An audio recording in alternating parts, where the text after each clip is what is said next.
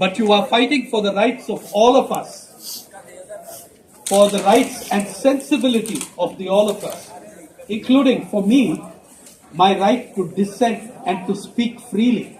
You're fighting for me too. I thank you. I feel the need to say this because I read in the newspaper the counter-attack that has begun. A leading columnist writes in the Indian Express. Where from? From Davos. She writes in the Indian Express, I quote, "This is another attempt, your agitation is another attempt to distract the Prime Minister from his economic and social agenda. In 2 weeks, Rohith will be forgotten and Dalits will remain an underclass because they have been an underclass for centuries." Yes, it is a shame. But actually I find it in a sense quite entertaining that all of you, that a group of students in Hyderabad are distracting Prime Minister Modi from... You are distracting Prime Minister Modi from his agenda, and how difficult that is when a Prime Minister spends more time outside the country than here. So it is really a magnificent job of distracting him. Also, consider the kind of people you are... Let us try understanding in the context of discrimination, in the context of Dalits, in the context of rural India, in the context of marginalized people. What was Rohith's achievement?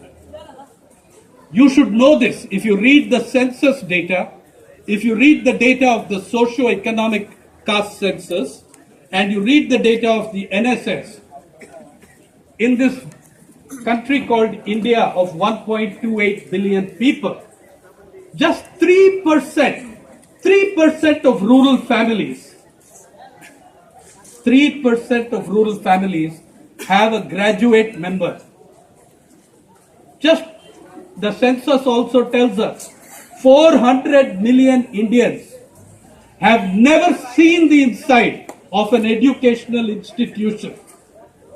From that back, and 3% of rural families having graduates is the national average.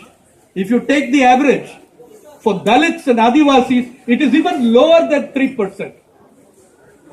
From that background comes Rohith and comes on merit to a PhD level. That is the achievement. And ranged against Rohith, who comes up the ranks, comes up against adversity, comes up against all the odds to come and do his PhD, is an education minister who is a college dropout. The worst education minister in your history without exception. I cannot compare her to Rohith because we do not know what her educational qualifications are. She keeps changing them in each election affidavit. After the last election, she even claimed to have a certificate from Yale University. Okay? Look at that boy who came out of those 400 million, who came out of a history of discrimination, whose compatriots, whose comrades have suffered bonded labor, comes to do his PhD here. And what happens? Dattatreya says he wrote 2 letters, but Smriti Irani wrote 5 letters. She wrote 5 letters asking what action has been taken, but she did not write one word asking why has he not been given his fellowship for 7 months. You write 5 letters, but you did not find the time to write 1 paragraph, 1 letter, 1 word. The boy's family depending on that fellowship because the fellow lived on so little and sent his money home. You did not bother about his fellowship being stopped. You did not bother about his family facing destitution since they were dependent on his earnings there. Yeah. But you write 5 letters asking what action has been taken. I think it's also important now to know 3 things: the political, the academic, and the national. An attempt is being made, as you saw, as we are seeing amongst leading columnists who are writing in the Express and this morning in the Hindustan Times. An attempt is being made to separate the suicide note from the suicide context. To separate the suicide note from the life of Rohith. It is not just the death of Rohith that you should be looking at, but the life he lived. Trying to separate the suicide note from the life that he lived. Trying to separate Rohith from his friends, his organization, from his comrades. Trying to say, oh, it was a tragic suicide, but it has nothing to do with discrimination. It has nothing to do with structural discrimination. It is, another columnist writes today in the Hindustan Times, it was the result of a depression. It's a depression suicide. Where does the depression come from? The same columnist has written, the farmer suicides are depression suicides. They have nothing to do with economics. Rohit's suicide is a depression suicide. It has nothing to do with discrimination and the larger issues that all of you are shouting about. Okay? If that is so, I mean, one question is, why are some classes and castes of society more depressed than everybody else? But there is a more cruel and venomous insinuation in this. This is not emotional depression. They are treating it as a mental health issue. Depression as a mental health issue. Okay? This is inborn. It is, he says, nothing in Rohit's suicide note shows us that his suicide was anything other than a storm within him. It had nothing to do with what was happening outside. Okay? So, it is in this situation that we are looking at writers who are speaking of a conspiracy of which all of you are the leaders. But let us discard and disregard these people and look at the larger canvas to understand and locate where a Rohith, where a Dalits are, where the discrimination is. 3 days ago I was in Rajasthan and the High Court of Rajasthan dismissed a petition challenging the Rajasthan Panchayats Act, which excludes 90% of Dalit women are excluded from contesting Panchayat elections in rural Rajasthan. 75% of all Dalit women in Rajasthan are excluded from contesting Panchayat elections because of the educational qualifications they have brought. Let me tell you what some of these qualifications will do. In the eligible age group of 21 and above, only if you are 21 or above you can contest an election. If that is the qualification, only 11.1% of women are attending any kind of school or college in that age group. That means 89% stand excluded. To contest Sarpanch, you need 8th or above. 90.4% of Dalit women are excluded from contesting for Sarpanch. If standard 8 is the if standard 8 is the cutoff, 80% of Dalit women, and by the way, in rural Rajasthan, 62% of all men are also disqualified. So it is a class discrimination, and in Haryana, that act has already been upheld by the Supreme Court. We should be fighting against that. We should be agitating. It is fitting that we take forward the memory of Rohith into those battles. Let me tell you a very interesting thing about the Rajasthan High Court. It is the only court in the whole country where the statue of Ambedkar is outside the court directing the traffic at the street corner, but inside the court is a 20-foot statue of Manu, the lawgiver. Okay? There is no other court in the country like that, but anyway, let us hope there will be a full constitution bench of the Supreme Court looking at it, for I am very sure that this absolutely unjust and discriminatory law has to be fought and struck down. But as of today, 9 out of 10 women in rural Rajasthan cannot contest even for Panchayat ward member. That is the situation. But that is not also the only problem. Let us look at the social economic caste census. Let us look at the data of what is happening to poor people. Because remember, the attack is marginalized. On one thing I agree with Smriti Irani. Smriti Irani said, this is not a Dalit versus a non-Dalit issue. She is right. It is an upper caste Hindu fundamentalist versus Dalit, non-Dalit and every decent human being. That is what it is. So on that point I agree with her. She is right. Okay? Over 400 million people do not go to any educational institution. 1/3 of your population is excluded. And who are the worst excluded? Who are the most excluded? Dalits, Adivasis, women, and poor OBCs after that. Okay.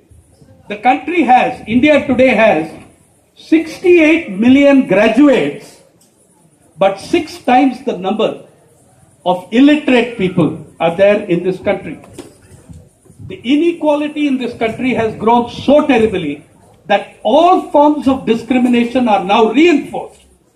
Today, the Credit Suisse data, the Oxfam analysis, if you take this data, 100 Indians in a population of 1.28 billion, 100 Indians own more wealth than 650 million Indians. 812 million Indians. 100 Indians own more wealth than 2/3 of the population. 15 Indians own more wealth than half the population. In every case, at the bottom of the heap are the Dalits, the Adivasis, the women and other marginalized sections. If you look at rural India, where the bulk of these populations are. By the way, 1% of Indian households owns 49% of all the wealth in this country. That is even worse than the United States, where 1% owns 34% of all the wealth. And this came in the last 15-20 years of neoliberalism. Your country is ruled by an alliance of socio-economic fundamentalists and economic market fundamentalists. That is not an alliance only in India, even worldwide. The United States, the archetypal capitalist economy, in the most dangerous part of the world, depends on the 2 most fundamentalist regimes in the world, Israel and Saudi Arabia, to fight its wars. Okay? So you are up against a very mighty, a very powerful enemy. The statistics also show us that 75% of rural households, 75%, 3/4 of rural households, the main earning member earns less than 5,000 rupees a month, for God's sake. If you make that 10,000 rupees, 90% of rural families, the main earning member earns less than 10,000 rupees. It is out of this background, and that is for the general whole population. If we take Adivasis and Dalits, it is much worse. The picture is even worse than that. If we say that it is 75% for the whole population, for Adivasis and Dalits it is 90%, 85%, the number of families whose main earner gets less than 5%. We are talking about a discrimination that is structural, social, economic, and now being legalized. And we should resist that. um, when we look at all these battles that are going on, by the way, I wish to say that so far as academic institutions are concerned, another thing is, oh, this happened in Hyderabad. You see, Hyderabad, it's that sort of place. These things happen. I want to tell you this. I want to place this before you. For 5 years, I served on the executive council of the Jawaharlal Nehru University, the premier university in this country. As an EC member, 80% of my time went in fighting attempts to scuttle reservations. 80%, all those battles are on record. We have the documents, we have the letters written by the Vice Chancellor, written by me as the dissenting member on the EC. At that time, they were trying to scuttle the 27% reservation for OBCs, despite the Supreme Court order. So please don't tell me that it's only happening in Hyderabad. Don't believe that nonsense. It's happening in the highest citadels of academy, that a major gang combines to try and scuttle OBC 27% reservations, and in the process, all reservations got stuck, all appointments got stuck, including scheduled caste, scheduled tribe. So Dalit and Adivasi reservations also suffered as a result. Okay.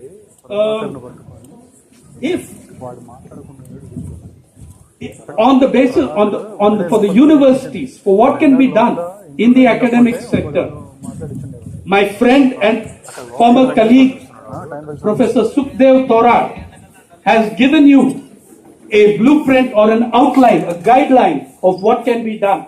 I wish to say that I completely endorse his guideline. I completely endorse Professor Thorat's guideline. I think it's a good place to start. And I know he means it is only a place to start. But there are also the political battles ahead. There are the many other battles we need to fight. Okay? And in those political, please understand, not only on Hyderabad campus, in the University of Allahabad, my friend and former colleague Siddharth Varadarajan was held hostage by the ABVP in the Vice Chancellor's building, and they were threatening that if he came out, his talk was cancelled in the campus. They were threatening that if he came out of the building, he would be assaulted. Okay?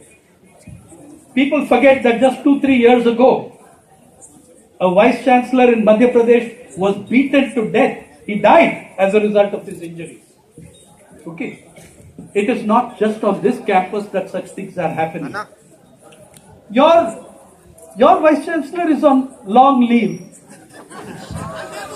Let it be, let it be a very long leave.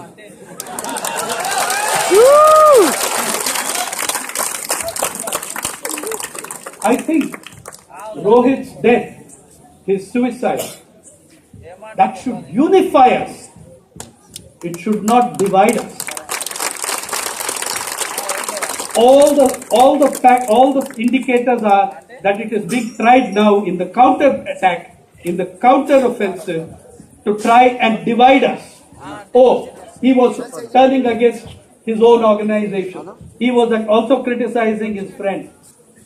It is such an injustice, such an untruth, such a cruelty to try and distort that memory. But I will also tell you one more thing. Despite this aggression, despite this offensive, despite the violence, resistance is coming in corner after corner of the country, and it is coming from students like you.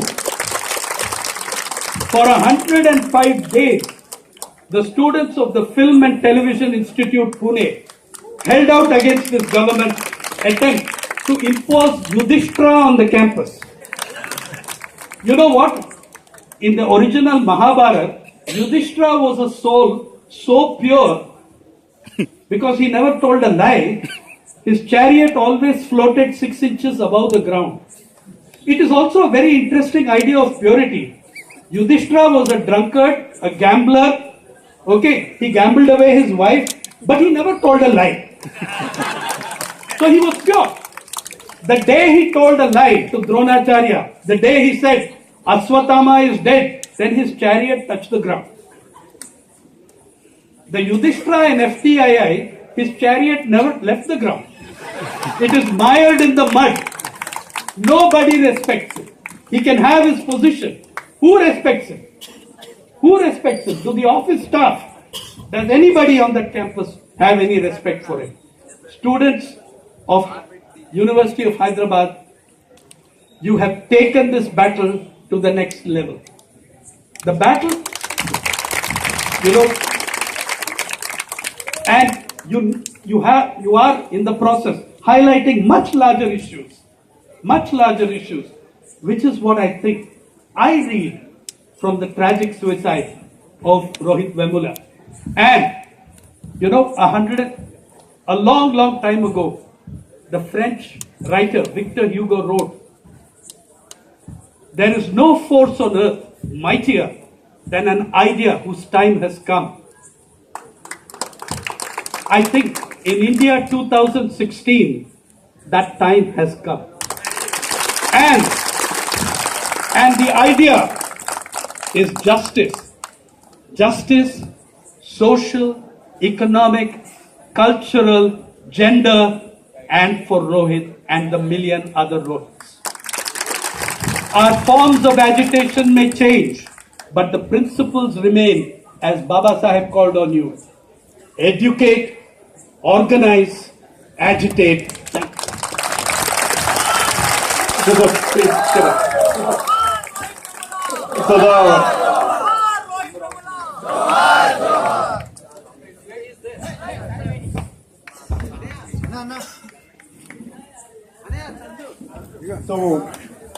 Thank you, Sainath sir.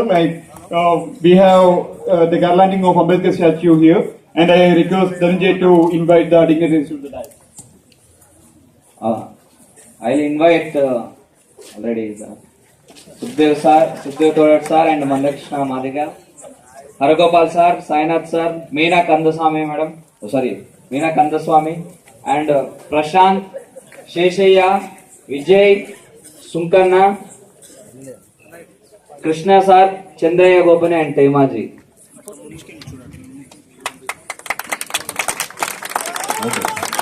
Sukhdev sir too. Johar Johar Johar Johar Rohith Vemula Johar Johar Rohith Vemula Johar Johar Nil Salam Nil Salam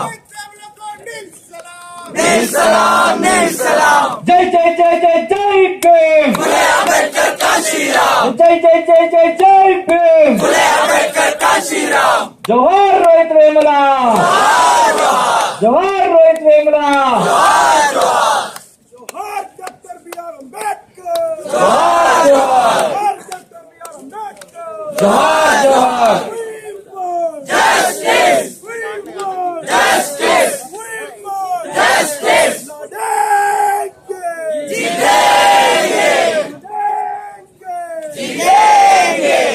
వర్ధిల్లాలి చరిత్రమోచిన ఆత్మగౌరవ పోరాటాలు వర్ధిల్లాలి వర్ధిల్లాలి